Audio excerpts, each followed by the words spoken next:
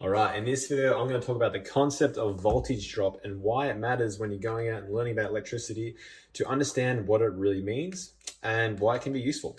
So first of all, let's start off with the whole concept of how voltage acts when it goes around in a circle. We know that we start off with a supply voltage of around 9 volts. If that goes around, we come through a resistor, we see what we call a drop in voltage, but also an increase in the resistance.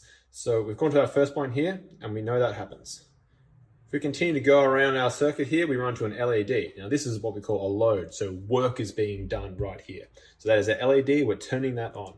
Once again, our LED has its own internal resistance. So resistance is going to go up, and because the resistance is going up, that means our voltage is going to go down.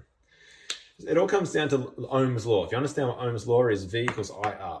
Resistance, current, and voltage are all interconnected. If one goes up, that means that sometimes the other one's going down. So when we're starting off in our circuit, our electrons are going around here, and it runs into a resistor. So that resistor increases, and the way I like to really kind of visualize it is like voltage is almost being absorbed at this point. And similar, as we go around to the LED, we're going to run into a similar scenario.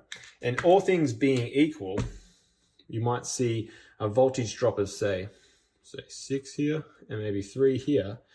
The voltage drop is always going to equal to the voltage supply in every circuit. Now, why it's important to understand what voltage drop is sometimes when you're actually working with the circuit, you might run into a voltage drop, say, maybe here in the circuit, which means it could be in one of your wires.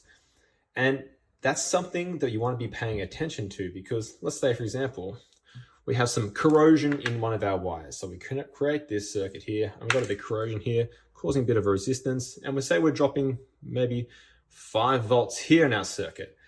As we go around our circuit, we might not be able to have enough power to light up our LED. And the first thing you might think is, oh my God, I've got something wrong with my LED. I need to go ahead and replace that.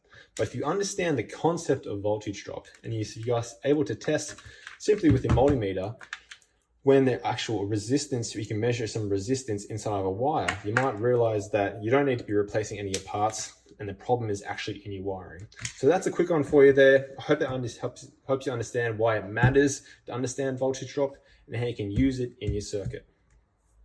And I thought I would just create this exact circuit here as an example and show you how to test a voltage drop with a multimeter as well. So let me turn on my multimeter, put some light on here. We've got it on DC, so we've got a DC circuit. And let's go ahead and test each part of our circuit. So starting off here, let's maybe test our resistor. So here we're seeing a voltage drop of about 6.4.